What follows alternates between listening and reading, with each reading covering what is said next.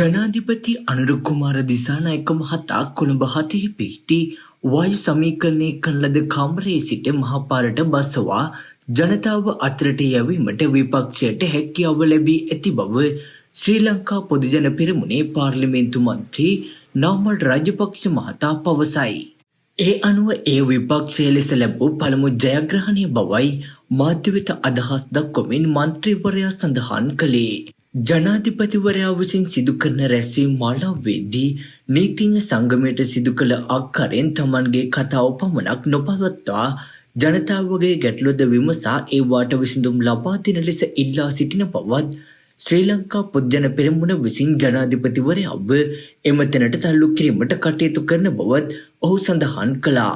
සමස්ත විපක්ෂයේ දෙස බැලීමේදී පොහොට්ටුව යන කුඩා කණ්ඩායමක් බවත් විශාල කණ්ඩායම වන විපක්ෂ නායක සජිත් ප්‍රේමදාස මේ සම්බන්ධයෙන් යම් මැදිහත් වීමක් සිදු නොකරන්නේද යන්නත් මෙම මාධ්‍ය හමුවේදී මාධ්‍යවේදියෙකු විමසා සිටියා.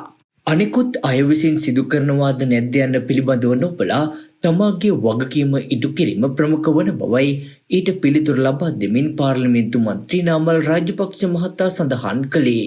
තමන් පාර්ලිමේන්තුව තුළ කුඩා කොටසක් වුවද ජනතාවගේ හදවතේ ලොකු කොටස තමන් බවද වැඩිදුරටත් අදහස් දක්වමින් නාමල් රාජපක්ෂ මහතා පවසා සිටී.